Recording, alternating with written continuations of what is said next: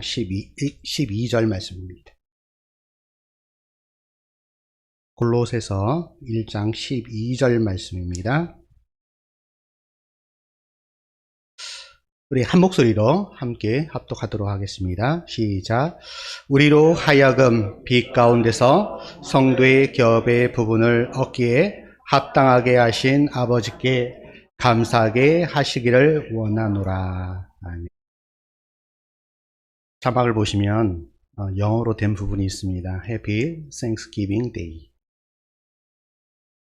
추수감사주일입니다. 추수하게 하신 우리 하나님의 그 은혜에 감사함으로 이 시간 영광 돌리는 하나님의 시간 되기를 주님의 이름으로 축원합니다. 추수감사주일, 이 기원에 대해서 잠깐 설명하고자 합니다. 추수감사주일은 우리나라에서 시작된 것이 아니라 미국에서 제일 처음에 시작이 됐습니다. 지금도 미국 사람들은 그들의 조상이 청교도들이 세운 나라다라고 그렇게 자부심을 가지고 있습니다. 미국뿐만 아니라 미국 사람들뿐만 아니라 우리도 하나님께서 지키시고 보호하시는 그러한 나라에 살고 있다라는 그 자부심으로 살아가야 될 줄 믿습니다. 1620년입니다. 1620년에 영국의 프리머스 항에서 배 한 척이 출발을 합니다. 당시에 영국 국교회의 그 박해로 인해서 종교의 자유, 의아하게 생각하실 수도 있을 것 같습니다. 영국도 기독교 국가인데 어떻게 기독교인들을 박해할 수 있는가? 요거는 조금 깊이 있게 들어가야 되는데 그건 나중에 한번 다루도록 하고, 여하튼 영국 국교회, 지금은 이제 성공회인데 그들의 그 최고 머리가 영국 국왕입니다. 로만 카톨릭 교회의 이제 머리는 교황이라고 인식이 되는데 영국의 국교회는 영국 국왕이 수장이 됩니다. 그래서 수장령이 내려지고 그래서 그 국교회를 믿지 않는 사람들에게 대하여 박해를 가합니다. 그 박해를 받던 사람들이 퓨리턴, 즉 청교도들입니다. 그래서 이 청교도들은 종교의 자유, 마음껏 하나님 앞에 예배 드릴 수 있는 곳을 찾아서 1920년 9월 11일에 영국 프리머스 항을 출발을 하게 됩니다. 그 배 안에는 그 배의 이름은 메이플라워라고 합니다. 지금 보시는 것이 당시의 그 배의 형태를 그대로 이렇게 재현해서 만든 배입니다.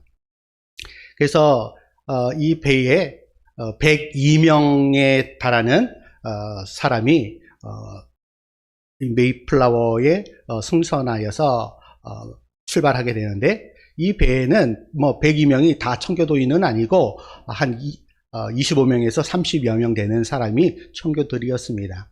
그들이 종교의 자유와 마음껏 하나님 앞에 예배 드릴 수 있는 그 장소를 찾아 떠나게 됩니다. 그리고 약 66일에 걸쳐서 항해를 한 이후에 처음에 그들이 목적한 그 곳은 뉴욕 그 근처였는데 배가 생각보다도 그 위로 이렇게 도착하게 됩니다.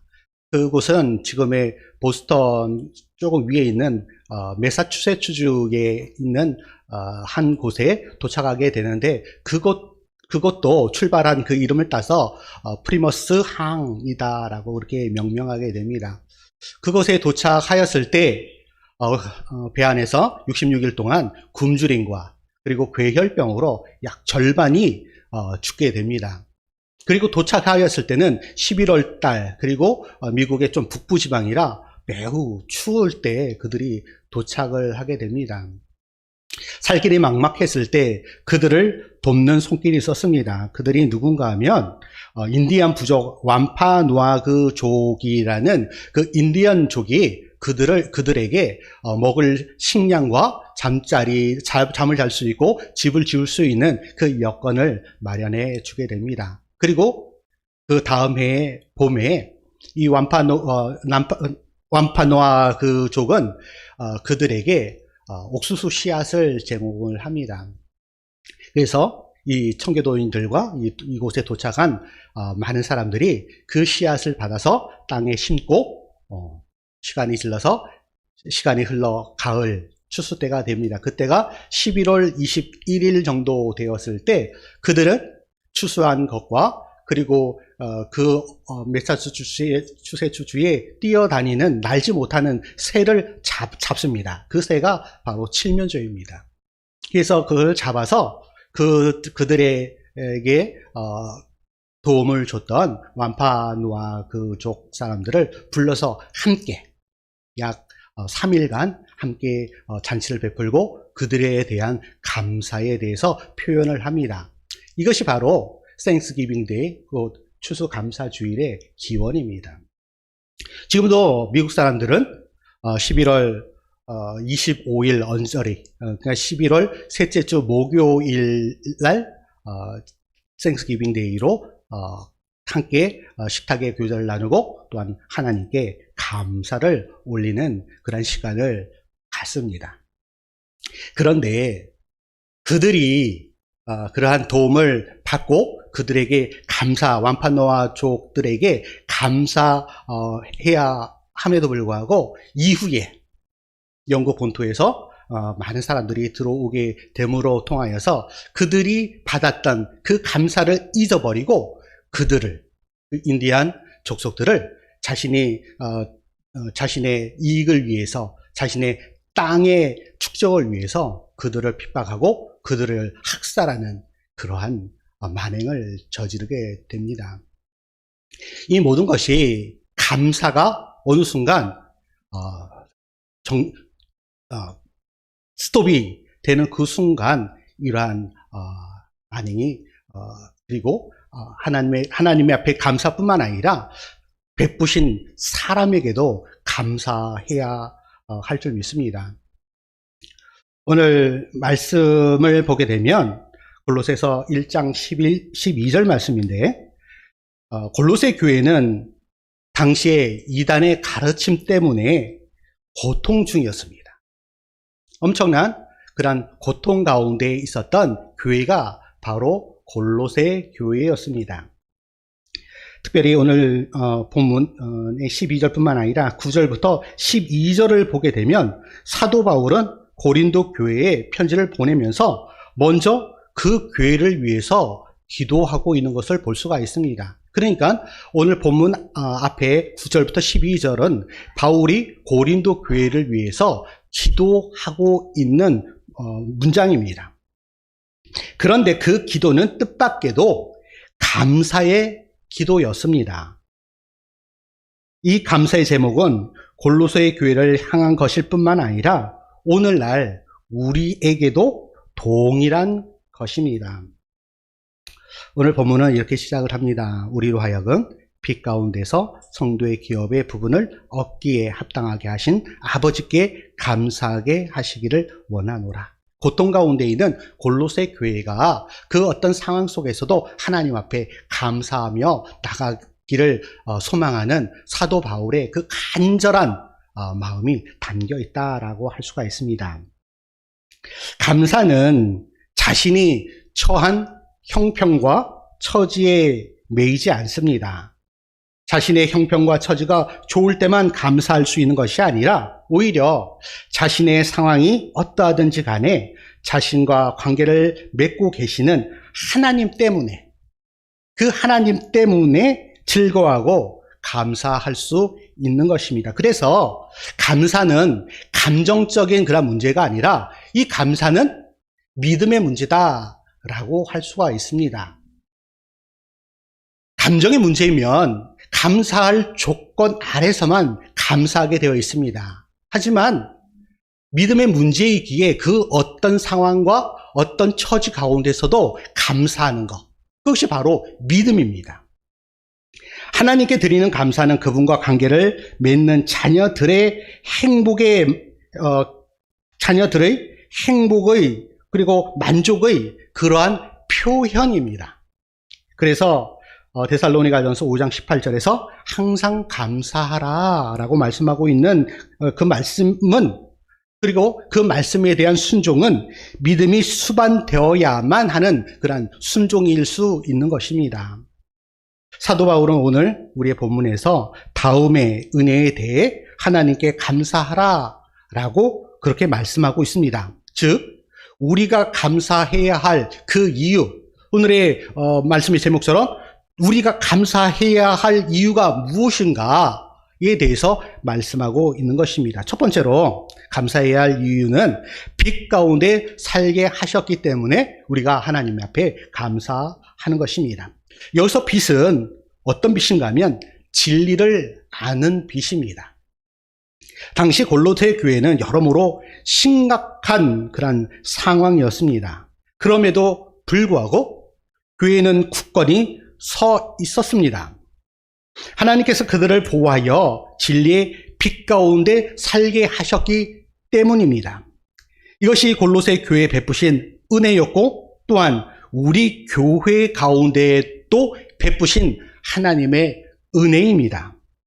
수많은 이단 사상과 우상 숭배와 세상 학문과 혼합주의 등이 우리가 모르는 사이에 우리 교회를 조금씩 잠식하고 있는 그런 상황 가운데 우리가 살아가고 있습니다.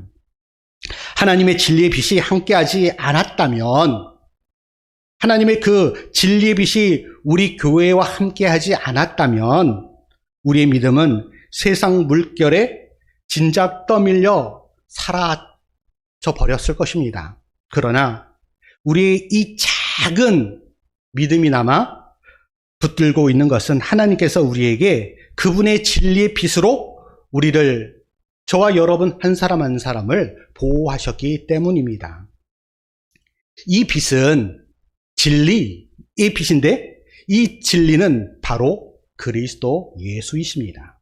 왜냐하면 우리의 구원을 위한 모든 진리가 예수 그리스도를 통해 우리에게 보여주고 있기 때문입니다. 그래서 요한복음 8장 12절에서 이렇게 말씀하십니다. 예수께서 또 말씀하여 이르시되 나는 세상의 빛이니 나를 따르는 자는 어둠에 다니지 아니하고 생명의 빛을 얻으리라. 그러나 진리의 빛을 알고 있는 것만으로 세상의 빛이 되는 것은 결코 아닙니다. 진리를 알고 그 진리를 아는 것과 더불어 행동하지 않는다면 그 믿음은 죽은 믿음인 것입니다. 그래서 야고보는 행동하지 않는 그 믿음은 죽은 믿음이다 라고 우리에게 말씀하고 있는 것입니다.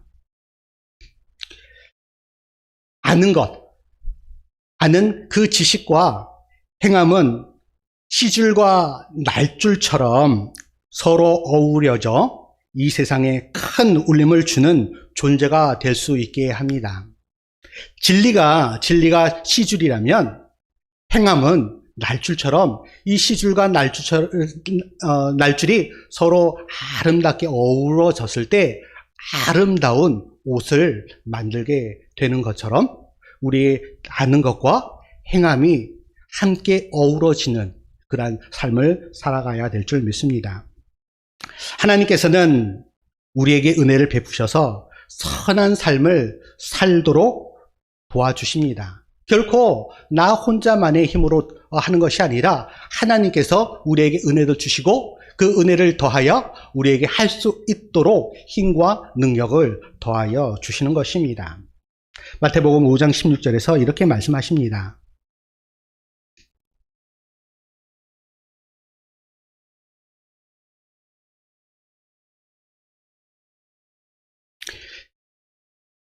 이같이 너희 빛이 사람 앞에 비치게 하여 그들로 너희 착한 행실을 보고 하늘에 계신 너희 아버지께 영광을 돌리게 하라. 사람 앞에 선한 착한 행실을 보이는 것은 곧 하나님께 영광을 돌려드리는 것이다. 예수 그리스도의 그 진리의 빛을 바라본 자는 세상 가운데 선한 행동을 할 뿐만 아니라 그것이 곧 하나님께 영광을 돌려드리는 것이다 라는 사실입니다. 올 한 해도 하나님께서 우리에게 풍성한 은혜를 주셨습니다. 그리고 주셨기에 우리는 하나님의 자녀답게 살 수 있었습니다. 그 은혜에 감사하는 우리 이태원 교회 모든 성도님들 되시기를 주님의 이름으로 간절히 축원합니다. 둘째로 하나님의 기업의 상속자로 삼으신 은혜에 대해 감사함입니다. 첫 번째는 진리를 알게 하신 것에 대한 감사이고 빛 가운데 살게 하신 그 하나님께 감사하는 것이고, 두 번째는 하나님께서 주시는 그 기업을 얻게 하심에 대한 그 감사입니다. 이스라엘 백성들이 가나안 땅에 출애굽하여 들어갑니다. 그리고 그 땅을 하나님의 명령 앞에 순종하여 그 땅을 정복합니다. 그리고 지파별로 그 땅을 제비 뽑아서 각 지파별로 분배를 합니다. 그렇게 해야 이스라엘 백성이 제비 뽑은 땅을 자기 몫으로 그렇게 해서 제비 뽑은 땅을 그들이 자기의 땅으로 받았습니다. 바로 이것이 기업입니다.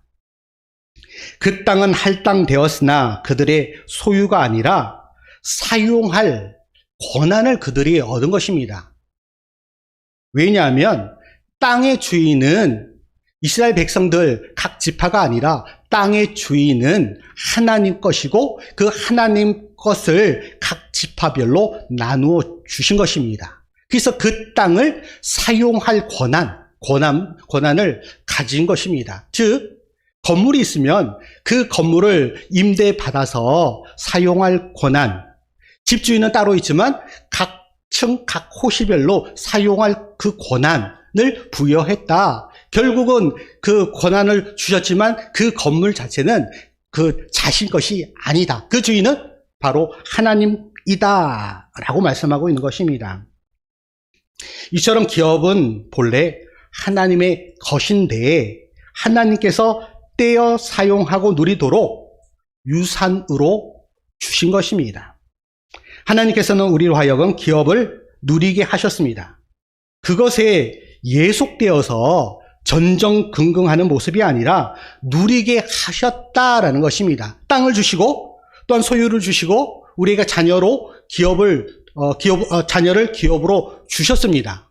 그런데 이 모든 것은 하나님의 것인데 나의 것인 양, 내가 주인인 양 거기에 매여서 전전긍긍 할 것이 아니라 하나님께서 우리에게 맡겨주신 것이기에 청지기로서의 삶을 누리며 살아가게 하셨다라는 그런 말씀입니다. 결코 주인은 내가 아닙니다. 하나님이시고 하나님께서 우리에게 허락하셨기 때문에 우리가 그것을 선용해야 할 그 책임이 바로 우리에게 있다라는 그러한 말씀입니다.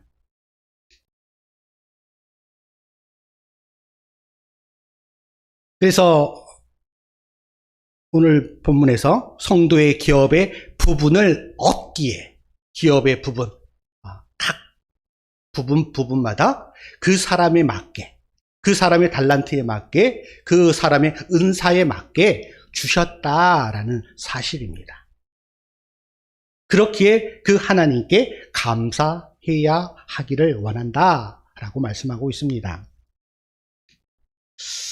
이전에 우리는 하나님과 전혀 상관없이 살아가던 이방인이었습니다. 하나님 바깥에 있던, 예수 그리스도 안에 있던 사람이 아니라 예수 그리스도 밖에 있던 사람들이었습니다. 그러나 이제 구원을 받고 하나님의 자녀가 되었습니다. 갈라디아서 3장 29절에서 이렇게 말씀하십니다. 너희가 그리스도의 것이면 곧 아브라함의 자손이요 약속대로 유업을 이을 자니. 우리는 이제 하나님의 은혜 가운데 그리스도의 것이 되었습니다. 그리고 이전에 하나님께서 아브라함에게 약속하신 그 언약의 백성으로 저와 여러분들을 택하여 불러 주셨습니다. 그리고 하나님의 자녀 삼아 주셨습니다. 얼마나 큰 은혜인지 모릅니다. 그렇게 우리는 하나님 앞에 감사해야 하는 것입니다. 세 번째는 하나님께서 베푸신 그 구원에 참여하게 하셨기 때문에 우리는 감사할 수가 있습니다. 세상 그 무엇보다도 하나님의 자녀로 구원에 동참하는 은혜가 얼마나 크고 감사한 줄 모르겠습니다. 하나님의 이 은혜가 어떻게 우리의 것이 되었습니까? 그리스도 예수 안에서 우리를 구원하여 친히 당신의 자녀 삼으셨기 때문에 우리는 이렇게 구원의 은혜 가운데서 살아갈 수 있습니다. 결코 우리의 자격이나 우리의 공로 때문이 아닙니다. 그런데도 우리가 하나님께서 주신 구원이라는 그 기업, 그리스도의 지체됨 때문에 감사한 적이 얼마나 있는지 이 시간 우리 스스로 한번 돌아보는 시간이 되어지기를 원합니다. 실제로 좋은 일이 많이 일어난다고 감사하는 것은 결코 아닙니다. 감사는 하나님을 향한 우리의 마음의 자세입니다. 삶의 상황보다는 하나님을 향한 마음의 태도가 어떠하느냐에 따라 감사하게 되는 것입니다. 우리의 감사도 이와 같습니다. 상황과 환경에 달린 것이 아니라 신앙, 믿음에 달려 있는 것입니다. 그렇기에 감사는 감정의 문제가 아니라 우리의 신앙의, 믿음의 문제다라고 말하는 것입니다. 그래서 분에 넘치는 복을 누리면서도 감사하지 못하는가 하면 기뻐할 것이 전혀 없는 가운데서도 감사하는 사람들이 많이 있습니다. 내가 받은 은혜가 얼마나 큰지, 하나님이 얼마나 선한 분이신지를 기억할 때 우리는 감사할 수 있는 것입니다. 이것이 그리스도인이 감사할 수 있는 이유입니다. 그런 믿음을 소유하는 여러분 되시기를 주님의 이름으로 간절히